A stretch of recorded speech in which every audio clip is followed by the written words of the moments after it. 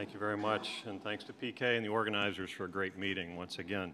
So this talk, I think, really dovetails in very nicely with some of the cases that we've seen and some of the topics that we've discussed. And I guess when we talk about optimizing the outcome, what is it that we're trying to optimize? Well, really four things: lumen diameter, stent performance, drug delivery, and outcomes within the constraint of in-stent restenosis. So let's talk first about why lumen diameter is so important. We assume that it is. I think one of the things that really helped was this article that was published some time ago by Martin Schillinger, talking about the risk factors for restenosis after percutaneous transluminal angioplasty in the FEMPOP segment. There were a number of things that were examined and identified as risk factors predicting restenosis.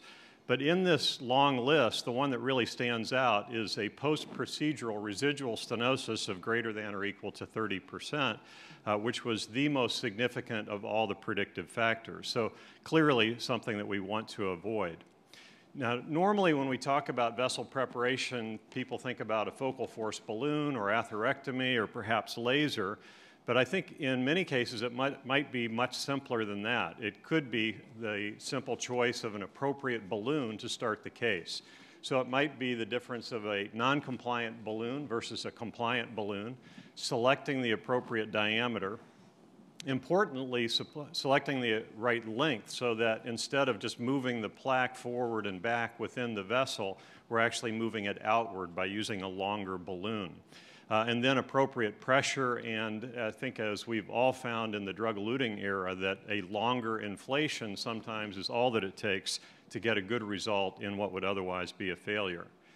So importantly, a big lumen means that we don't need to use a stent in very many cases, and certainly that's appropriate in the common femoral artery, as we have just been talking about.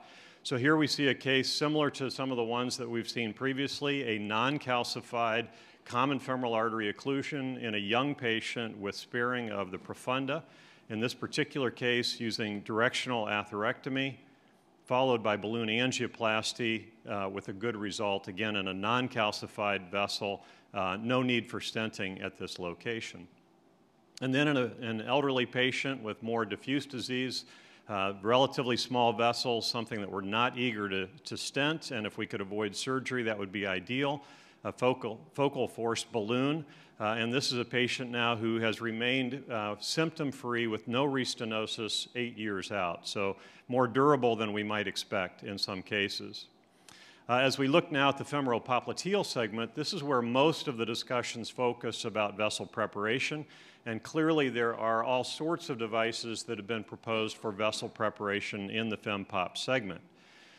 Some of these are very simple and very old. The rotablator has been available in the United States since 1993. Here's a case with diffuse SFA disease, calcific to some degree, and after rotational atherectomy and balloon angioplasty, a result that clearly does not require a stent.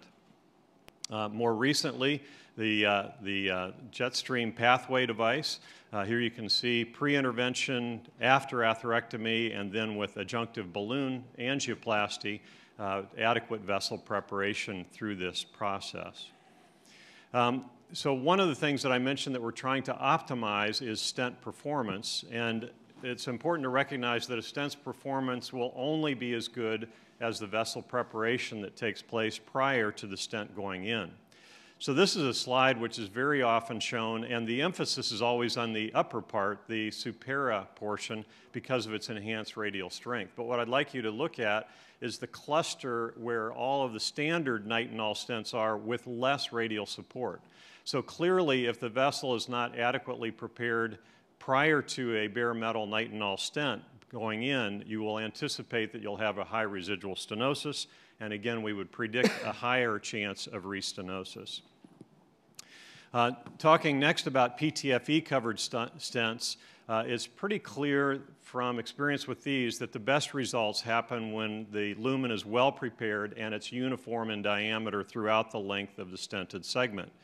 Ideally, we like for these stents to be sized at somewhere between 5 and 20% larger than the target vessel.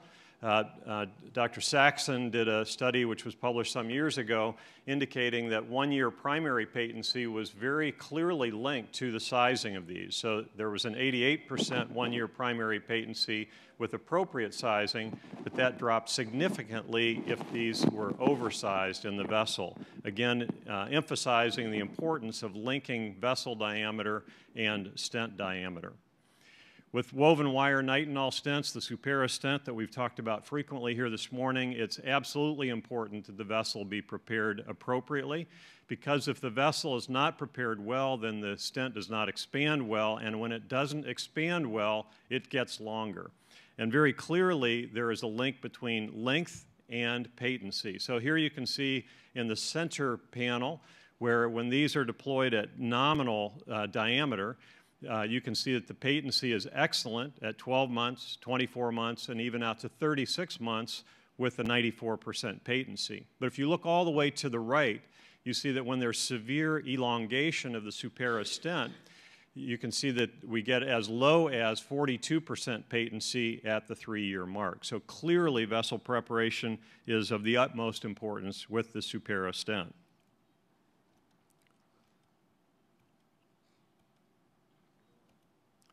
And then one of the issues that is really, I think, in center stage right now, it's the important question is, can a vessel be prepared for paclitaxel or perhaps for some other anti-proliferative drug?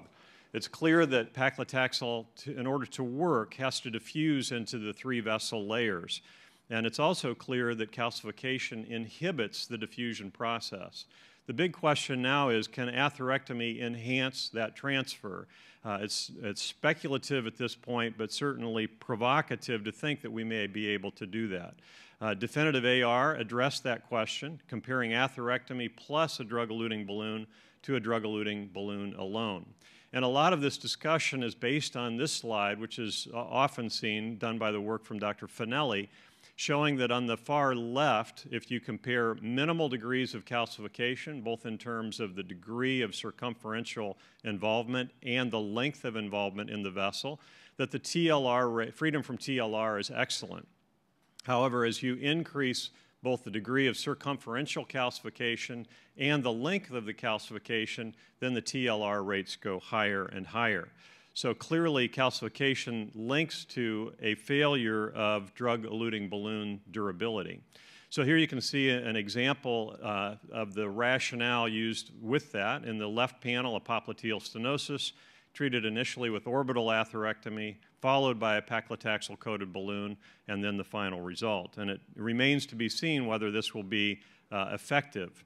But clearly, what you can see from definitive AR is that there is a signal that does appear promising when we combine these therapies. So in the boxed area, you can see that if we compare the ultrasound patency at 12 months for lesions greater than 10 centimeters in length, you can see that that's 97% in the combined therapy, 86% for drug-coated balloons alone. And for severely calcified vessels, you can see the same thing, that there appears to be an improvement in the patency at 12 months when atherectomy prepares the vessel for drug delivery. And then finally, one of the things that is the most challenging in many patients is trying to treat in-stent restenosis because of the physical constraint of the stent. And how do we prepare these vessels for the optimal treatment? Well, there are multiple ways that have been proposed. There are as many ways as there are physicians. Here you can see an example, in-stent restenosis treated with laser, which is one of the recommended techniques, in this case followed by a stent graft. But there are really a number of different ways to approach this. So here we have a Supera stent, which was stretched at deployment and has shown in-stent restenosis, in this case treated with off-label jet stream atherectomy, which improves the lumen, followed by a drug-eluting balloon, and the final result. Similarly, a very short, discrete in-stent restenosis, treated with a focal force balloon, and the final result. So to sum up, good vessel preparation reduces the risk of restenosis. It maximizes the benefit that we can achieve with stents. It may enhance drug delivery, and it's clearly essential in treating in-stent restenosis. Thank you.